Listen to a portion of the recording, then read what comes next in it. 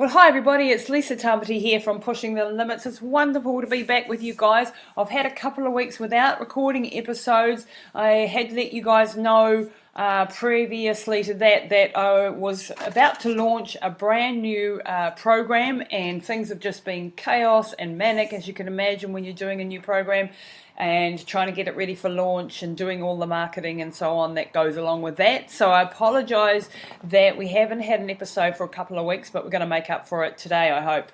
So today this is something that I have been working on myself recently, and I wanted to title this podcast, planning out your perfect day or your perfect week.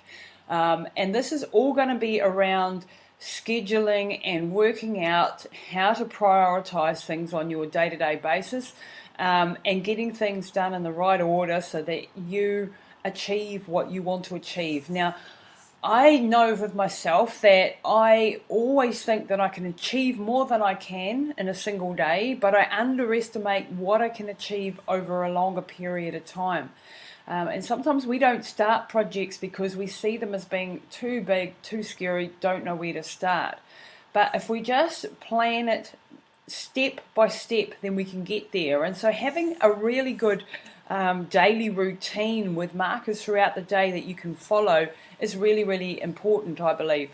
So I wanted to start with this with how I set out my day. But before I do, I want you to understand that there is always room for maneuvering. Like, this is my ideal day, and it's based around my body type, my energy levels, my biorhythms, and all of these things are really important to encompass when you're doing your planning for how you want to live and structure your life.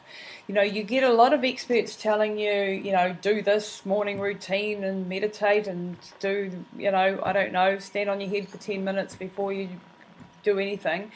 The problem with that approach is, and I'm going to do exactly the same thing in sharing what I do, but I want you to put it through the filter of how that fits with you in your life, and to think about what is practical for your perfect day and how you can arrange everything to fit your schedule and your energy levels and how they work. Now, with that having been said, I'm going to share the way I set my life up. And I'm going to start at night time, so that I can let you know how I set up my next day, because it's all about how you set up the day before. So it's all in the planning and the preparation. Now, I've spent years being an entrepreneur. I've hustled and grinded. I'm used to working massively long hours and up till midnight, and going for it and going hard. And that's what an entrepreneur basically has to do if they want to get off the ground. But I've also come to realize that this attitude that I'm so tough and I can handle anything and I can push through all the barriers and I can just go without sleep, and it leads to problems. And in the last couple of years, I've had problems with burnout, with adrenaline fatigue, with thyroid problems, with hormone problems. And these are very common things that I've had. Actually, it's been quite an interesting journey, and I've managed to get on top of a lot of those, and I'm going to share with you a little bit how I've done that and what I do, even though my life is extremely manically busy. So, starting on the night before. Now, again, previously I used to work till midnight. Now I don't do that, especially on devices. We've got problems often with insomnia when we're late at night working on our computers, because we're getting bathed in blue light. You may have heard about blue light blocking glasses, and I highly, highly recommend these. You can get them pretty cheap on the internet. Blue blocker glasses, check them out. Now, what they do, I wear them on when I'm on screens, and that helps me, the melatonin levels in my receptors in my eyes not get affected by the screen light, which can keep us up at night so that we don't produce enough melatonin to go to sleep. Okay, so I find these glasses absolutely fantastic. Now, I also stop working at about 8:30 to 9 o'clock every night now. And that might seem late to you guys, but it's really early for me, okay? So I have a rule now that, at least by 9 o'clock, I have to shut the computer down, I have to shut my phone down, I have to stop working and start my powering down process and spending a little bit of time with my husband and just winding down from the day. Now, about 20 minutes before I turn off all the devices, I think about what I want to achieve the next day, what's on my to-do list, so that I don't carry all of that baggage of worry into the bed. So I write down my top 5 priorities to achieve tomorrow, 3 to 5. Okay, so 3 to 5 things that are on my list that I know I have to get done. Then I write down any meetings or anything that's scheduled, so I've got that written down and I know when it comes. And then I work out what I'm going to get done first. I prioritize that list. And by doing this, I'm relieving my brain of going to bed and thinking, oh, I can't forget about that, and oh, I didn't think about that. I also have a habit of carrying around a journal, or sometimes I do it on the notes app on my phone, just jotting down ideas that come to me throughout the day so that I'm not waking up in the middle of the night. Well, I do still sometimes do that, but waking up in the middle of the night and getting an idea, how you have these brain waves all the time. Well, I seem to have all these creative ideas and I have to get them down onto paper so that they're then out of my brain and they're somewhere that I can file away and I can use for later. So I do all that before I shut my screens down, and then by 9 o'clock, mostly 8:30 if I can manage it, I shut down the devices and I go and spend some quality time just winding down. It takes the body, for me at least, an hour to wind down from the day, from the stresses, from thinking about all the business things, from worrying about family, from whatever.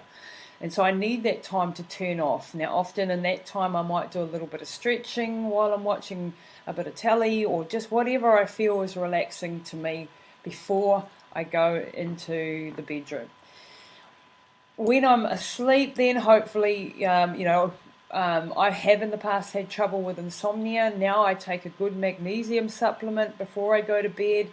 I often have a handful of nuts before I go to bed, just as a last thing to help with the magnesium levels in my body and help to just relax me. I find it puts me to sleep nicely. And then in the morning, I try and wake up now at the same time. Now, because I've had adrenal exhaustion and my cortisol levels have been all up the wops, for years I've really, really struggled to get out of bed in the morning. And that's because my cortisol levels don't rise like they would with a normal person in the early morning hours, and they don't kick you out of bed. That's the usual clock, is that the cortisol levels rise in the morning and that gets you started for the day. In my body, because of the adrenal exhaustion of the last few years, which have been very, very intense. In fact, I don't remember a time in my life that really wasn't intense, and that may be something to do with the personality I am. But certainly in the last 4 years, with caring for a disabled mum and running multiple businesses and trying to be super fit, and the whole thing led to a whole lot of problems and adrenal exhaustion. And so my cortisol levels are very low. Now, getting your cortisol levels tested is a really good thing. It's not cheap. But if you're having troubles with your energy levels, if you're feeling just totally burnt out, sozzled, like your brain foggy and all of this sort of thing, check your adrenal system and see how it's going, and it may be a problem in that department. Mine is now better, and so I can get up earlier, and I set the alarm clock. Mostly I don't need it. Usually I wake up a few minutes before, and I don't just dive out of bed. Now, a lot of people say don't hit the snooze button and don't lie in bed and enjoy it. You'll just, you're procrastinating, you're putting off. I'm not doing that. What I'm doing is waking up slowly and getting my body ready for action. Typically, I wake up a little bit sore. I'm 50 years old now, and I've done a heck of a lot of sport in my life, and there are a few things that are a bit achy and painful in the morning. So I start in the bed just to do some stretching exercises, mobilize my joints, and just slowly start to wake my body up before I just storm out of bed. If I rush out of bed, then usually my adrenaline spikes, my cortisol spikes, and then it's a real battle. I also have very low blood pressure, and so I need to warm the body up slowly and sit up for a minute and then stand up and then get underway. And then what I typically do once I do get up is head straight to the kitchen to get on with my breakfast ritual. And if I don't do this before my brain kicks into gear, I don't do it, so because it's not a very pleasant one. So my ritual is the following. I go straight to the cupboard, I get some water, which I get pure water from I don't drink tap water. I'm lucky enough to get some from Pure One, which is a company here that has bore water that's really alkaline. But, you know, if you can at least get filtered waters or good waters is really, really important, not just out of the tap where it's full of crap. And then I pour a glass of that and I put 2 tablespoons of psyllium flakes into it. And now psyllium is a fibre that helps really keep your body regular, helps your digestive system, and it blows up in your stomach. It's quite amazing, this stuff. So I put a couple of teaspoons of that, and then I put in some apple cider vinegar, quite a lot, quite strong, and I down that before I can even blink an eye. So I get that out of the way. It's not pleasant, it's not nice, it's horrible. Then I move over to the smoothie machine, and then I get out my smoothies, and I have vegetable smoothies in the morning. I don't put any fruit, I don't put anything nice in them. These are quite revolting, horrible smoothies, but once again I'm setting my day up the best I can, so as my willpower might weaken throughout the day, at least I've got a good start in. So typically that I grab a whole lot of spinach or celery and carrots, kale, a little bit of chia seeds, things like this, and I stick it in a smoothie. Every day it's a little bit different depending on what's in the cupboard, and then I mix that up and I have a massive drink of that. Now by the time I've had those 2 things, my tummy is absolutely full and I don't actually want to eat anything else, which is also another good thing that keeps me full for a while. Then I go and, you know, do my showering, whatever I need to do, and then I come straight onto the computer and I look at that list that I've prepared the day before, my top priorities. And before I go and open my emails or do any Facebook or do any social media, I get on with those priorities, because I know as soon as I open up an email or anything like social media, I'm going to be distracted, I'm going to be pulled in 100 different directions, I'm going to have 1,000 messages, and that isn't my priority right now. And it's very easy to procrastinate, especially when we have jobs on the to-do list that we don't like. I'm writing a book and working on things like that, and sometimes it can be very, very daunting stuff that I have to organise and get through. And it's best if I do all that deep work early in the morning, when my brain is fresh, when my intellectual capacity is at its best, when my tummy's full from the breakfast, when everything else has no other distractions, and I get straight. Now obviously if you've got children or something, this is going to look completely different. So obviously take this and filter it through what you do, but doing your important work early in the day is really important for you. It might be going to work, and the first thing you do before you get distracted by anything else is knock off those 3 to 5 things on that list before you get on. When I've achieved those 3 to 5 things on the list, or I've gotten it underway to a certain point that I'm happy with, then I can go and do the other things that will inevitably pop up on your day-to-day to-do list. For me, that will be going to my emails and answering 1,000 questions and following up with people on Messenger who have messaged me and asked me questions. Being a coach, obviously, you're getting inundated with requests for information and how do I deal with this and blah, blah, blah. So I try and deal with all that. Then I do, my case, more my social media planning for the day, because it's another big part of my work day, is getting all that sort of sorted. Usually by 10:30, I am on my way to Mum's to work with her in her rehabilitation for the entire day. And then with her, I get to go to the gym in the middle of it as well while I'm working out with her. And I have my workout usually around 11 to 12. Now for my epigenetic profile, it would be better to be a little bit later, but it doesn't, usually work for me. So that's when I do my workouts. Now, a lot of people think they should get up 5 a.m. and they should smash out a CrossFit workout or a 20-kilometer run before breakfast. And that works for some people. But if it doesn't work for you, do not feel guilty. Your body clock may be completely different to the guy next door. And that if I go and do that sort of a regime, get up really, really early and smash myself with a high-intensity workout or a really long a run, it puts my adrenally already, a tired body into panic mode. And it goes into fight or flight mode. My cortisol goes through the roof. My adrenaline goes through the roof. And for the rest of the day, I'm feeling hyped up and I also find it really, really hard to get into gear at that hour of the morning and do intense exercise. My cardiovascular system, which isn't very good, never has been, I've been an asthmatic all my life, isn't great at that hour of the day. So it's not right for me. And that might not be right for you, but it could be right for Bob next door. So understanding your particular body is also really, really important. Ideal when we look at my epigenetic profile, and we do epigenetic testing at Running Hot, which is a fantastic tool that we have in our toolkit for coaching our athletes. It will tell me the exact time of the day that I should be exercising, ideally, what time of the days I should be eating, how many meals I should be eating, exactly what I should be eating. It's a fantastic thing to have there. But I can't always follow that to the T because life gets in the way, and for most of us it does get in the way. So I have my training session, or my first training session, around about lunchtime, and in the middle of that's a pretty short, intense workout by that stage because I'm still working with Mum and I only get some time while she's on the bike to do my section of the workout then. At the end of the day, when I've done all the other rehabilitations with Mum, and I drop her off usually between 2 and 3, and then I head back home and straight into work for the next couple of hours. Then I usually have a break to do some more exercise, cook dinner, and then straight back into the work. So that is how typically my day runs.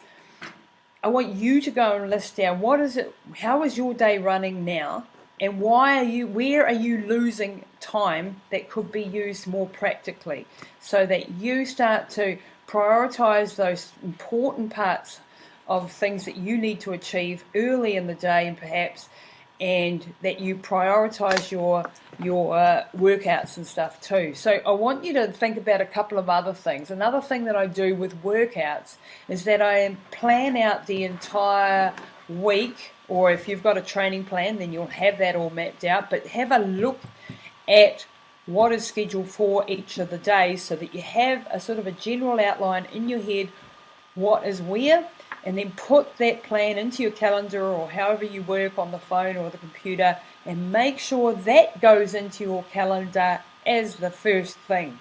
Your workouts must be prioritized. They can't be something that you add on at the end if you've got time. You will never find time if you do that. You have to make time for your workouts. The other thing you need to make time for is your family, your relationships, your friends. So prioritize the sections throughout the week when you are going to be having social time or family time or just time to relax too. Put those sessions in your calendar. So workouts, family time, and friend time, and me time must be the number 1 and number 2 things on your list that go into your week. Okay?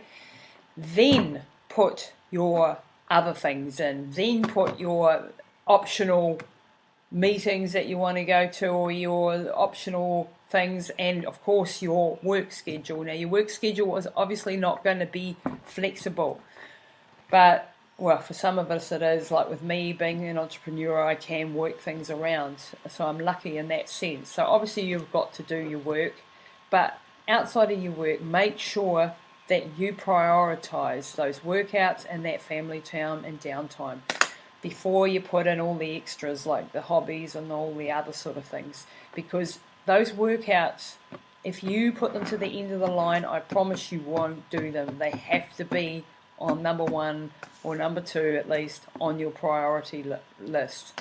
Okay, so another thing that I think is really important, and I'm not a really woo-woo sort of, I don't know, esoteric type person. I'm pretty much a very practical, real person.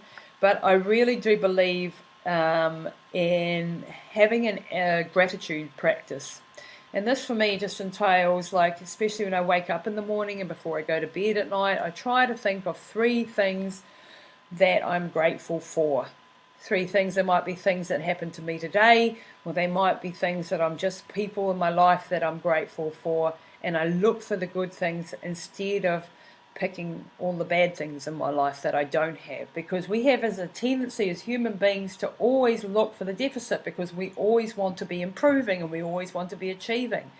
But if we forget to be grateful for what we actually have, then we'll turn into a negative person, if that makes sense. So having an attitude of gratitude, as they say, is a really important thing. And if you've got kids, I've seen Neil, my business partner at Running Hot, do this with his kids around the dinner table. He gets the kids to talk about the 3 things that they're grateful for today, and that's a really good practice for not only for the kids but for the whole of us, for all of us to get into. So starting your day out really in the ideal fashion, I find if I get my morning routine sorted, if I fix that ritual and I do that every day, then I'm setting my whole day up to be more successful. And often I find my willpower starts to lessen by the end of the day. So if I've started the day wrong, then the end of the day is definitely going to be bad, you know. So I try to get in all those important things that I want and need done earlier in the day, and that helps me achieve quite a lot. And nowadays, hopefully, without burning the candle at both ends. So I would love to hear your perspective on all of this and how you're doing with your daily routine. If you found any sort of chunks of wisdom in there, any gems to take home, I hope this has been a little helpful episode for you. And next week, make sure you tune in, because we are going to be doing a podcast on the keto diet with Neil, my business partner. And for the next couple of episodes, we may be covering off different diets. So if you've always been interested into nutrition and diets and what to eat and when to eat it, make sure you tune in for that. Okay, guys, thanks very much. Thanks so much for listening to today's episode. And you know, the greatest compliment that you can give us is liking, sharing, rating and reviewing this podcast and sharing it with your family and friends. So please go to iTunes and give us a 5-star rating, and then share this online and on social media, and make sure to tag #Lisa Tamati, because we love hearing from Pushing the Limits listeners. Now, if you are wanting to transform your body, your health and your well-being, you might be a good candidate for my brand new program called Pushing the Limits, which is an ultimate body transformation program. Now, this comes complete with customized workouts for your goals, and the most important thing, customized meal plans, so you know exactly what and how much to eat according to your particular goals and according to your diet preferences. So if you want to get on my VIP pre-launch list to get a special discount when it goes live, then head over to ptl.lisatamati.com. That's ptl.lisatamati.com.